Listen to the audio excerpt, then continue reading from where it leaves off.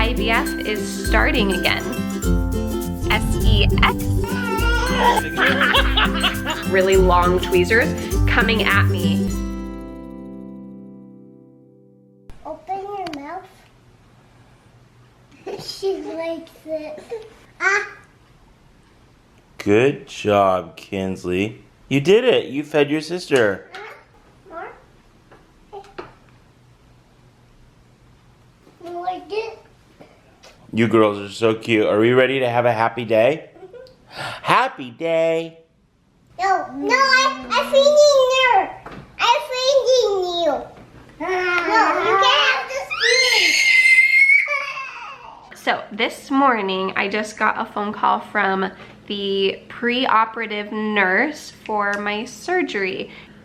I think in my mind, if I keep thinking facts, then I don't worry about the procedure and it's just no big deal. So I'm just writing everything down to remember. I know that Rachelle has had this procedure done, so I've been texting with her. If you guys don't know, she's another YouTuber. She is also going through the IVF procedure. She's had a crazy story if you want to go check that out. She had her hysteroscopy done though like a few months ago.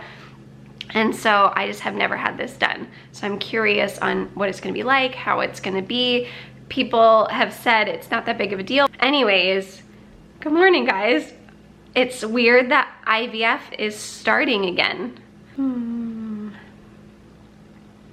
I think I would be excited if I knew that a baby was gonna come of it. I know that sounds weird. My doctor was saying, you have never seen a positive, you've never had a good outcome of trying to get pregnant, and so therefore you think that it's never gonna happen. And she said, no, don't worry, like IVF is gonna work. And it didn't happen the first time, which was kind of a shock to all of us. And now we're going in for round 2. And so now I feel like even IVF has been added onto the list of all these things that have not worked for us. Starting with naturals, next to IUIs, next to medication, next to all these different things. So I guess I'm just not excited to go through the process if nothing is going to come out of it.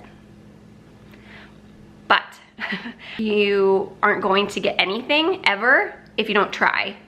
And that's just the motto that I have to go in with. If you're not gonna try, obviously nothing is going to happen. If you just sit on your bum and think, I don't have a job and I'm just not gonna have a job. Yeah, if you don't even try, you don't even apply, you don't go out there, you're never gonna have a job. You have to try.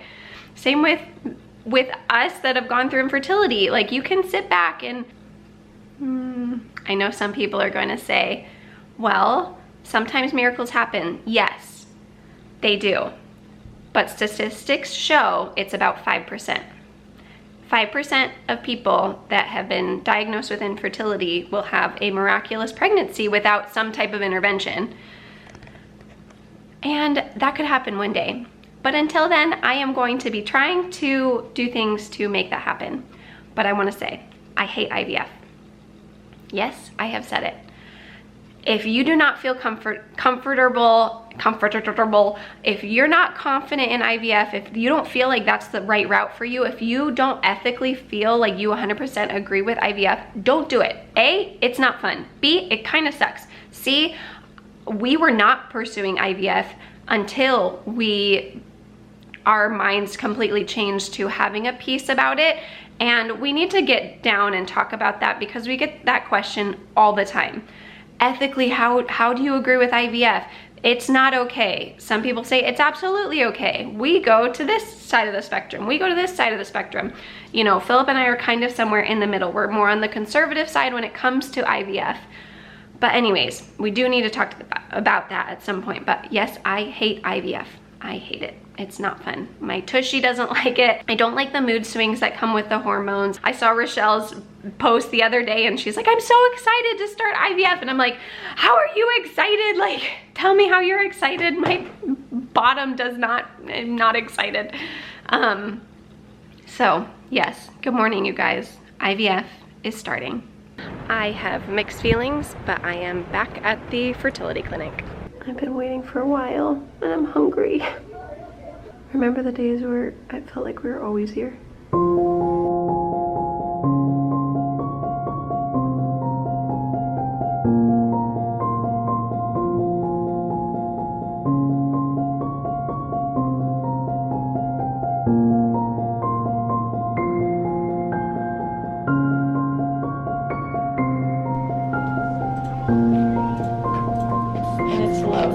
so don't be alarmed.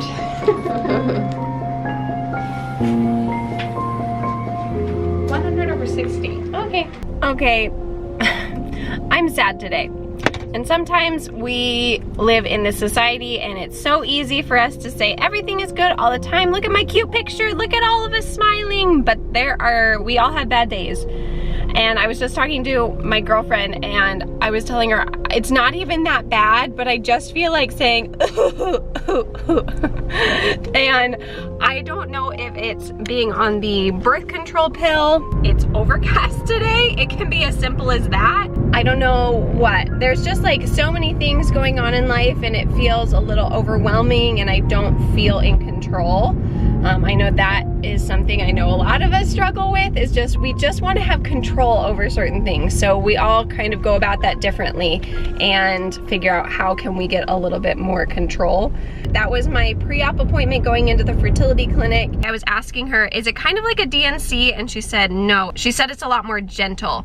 She said, like, imagine a lawn and there's a bunch of maple leaves all over them. You can go in there with a lawnmower and just mulch up them all, or you can go in there and like pick them up with your hand one at a time. And she said the picking up with one hand at a time is what the hysteroscopy is going to be. She visualizes what she wants to do and then does that. So she said she's going to give me an IV antibiotic when I'm there. Any kind of procedure like that, when you do an IUI or when you do IVF or doing this, you know, there's an opening in your cervix a little bit, and so they want to prevent any kind of infection. So therefore that means nothing can be close to your cervix for, she said, at least a week. So that means tampons or adult recreational activities. So that was a thing I wasn't really expecting after this hysteroscopy, but that was good to know. Phillip and I are working on a whole series talking about sex through infertility. I spelled out sex just in case there are young people watching, but it's such an... Hi, honey. Did you forget bags? I don't have bags in this car. That's okay. We'll leave some here for you next time. Thank you. It's such a topic that is so important to be addressed and talked about, and so we are going to be taking that on as a Love Multiplies project that we are going to be putting out a whole education series on that. But yes, that was my morning. And then to add a little to the rest of my day, Philip asked me to go run and grab bread, which means I ended up with a whole shopping cart, and I am in his car and there are no shopping bags. And so therefore I was cheap and I didn't get shopping bags, and I loaded everything back up in the cart and then loaded everything one by one into the car. One by one. Literally one by one. Guys, are any of you guys having a date today? If you are, leave it in the comments below. And if you're having a happy day, let me know and tell me something funny and it'll make the rest of us smile. Oh, hi. I need help. Serious? Yeah. Maybe turn her body. Hi, sweet girl. Turn her body that way. Like face that way. Oh yeah, that way is fine. Oh, there you go. Honey, how you get your leg stuck? It's too chubby to get stuck. Her chubby leg got stuck, guys. That's so sad. It's so sad. I think she got it through and then she turned her body and then she couldn't like pull it back through. All of a sudden we noticed her We just heard her crying. was like definitely different. Yeah, it went from being like crying, I don't want to be in bed, to ah! I'm sorry, Peanut. Were you sleeping? Oh, You got stuck. Cute. But it's still nap time. Kinsley, I need you to lay down. Okay. No, thank you. Hey Kinsley, if we wake up right now, guess who's going to bed really early? What? Like 6 o'clock. Like 6 o'clock bedtime. You! Okay, maybe we'll go watch a show. She's singing about it. Can I have a kiss? No. No!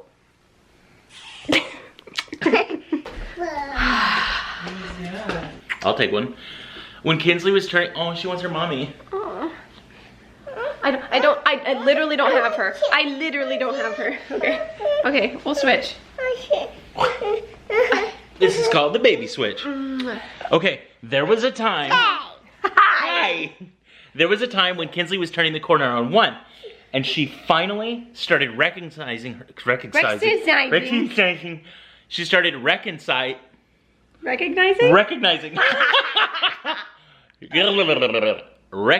herself in the mirror and then in photos. Do you remember that? When she would be sitting on her belly or sitting on her bum bum and looking into the mirror in our room, she would see herself and she recognized. Well, anyway, today, Callie saw herself on the computer while I was editing and and she said, ay, ay, ay, ay, ay. And then I picked her up and I put her right next to it and she kept pointing to herself. And then I put her up against a mirror.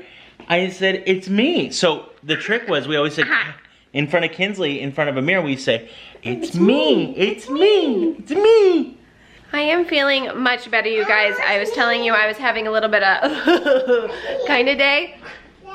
And Phillip and I, during nap time, whoa, I can't put Callie down because that's the seat. Phillip and I, during nap time, we did quiet time. And I know not everybody here have the same beliefs and viewpoints, but I can't even express to you how important, how life-changing that is for us. We would not be where we are, we would not be the people we are today without having Jesus in our lives. And it was just very refreshing to take our time, calm, slow down, and have a quiet time and pray together. So anyways, feeling much better today. Encouragement of the day. Go have a quiet time. Are you eat pasta? Yeah, we can eat pasta. No, I can't eat pasta. You can't eat pasta? It's hot. It's hot? Yeah. Yeah? Is that a ball that's going down? Whoa! Guys, this is like unbox therapy, but just like ADD therapy to watch things like this. Isn't it so fun, kids? Yeah. So, guys, obviously, because you guys saw our video that we did for Inside Out, if you guys haven't checked that out, our Inside Out Halloween special, go check it out right now. But while we were building this whole thing, we actually had to use sixlets, which is like a little like tiny chocolate thing, at certain times to have just a lot of different colors, the colors that we really needed. However, we didn't want the girls to eat candy, but they were playing with it, and so we convinced Kinsley and said, Kinsley, it's poison. We don't want Callie to grab the marble or the chocolate and eat either of them. Both of them would be bad, but I feel like the marble would be much worse. Also, question of the day, have you ever gotten a marble stuck in any child's nose? Or maybe you got a marble stuck in your nose, and how did you take it out? Fun fact, Alex saved a kid's life at Bible study one time. Alex, do you want to tell them about how you saved that kid's life? Yeah, I got a marble out of a kid's nose. It's not okay. She's a nurse. Like, she's like amazing. Very impressive. It was like lodged up there. I would have died. When I was 4, I got a button stuck up my nose, all the way so high that we had to go to the ER. And I just remember these really long tweezers coming at me to get the button out of my nose. I was playing a We Sing video with buttons on my head because I think they were the muffins, because the muffin girl was coming and I think they were falling, and I tilted my head and somehow, and then I went in after it and I just shoved it up really high. How scary. Were you scared? Were you crying?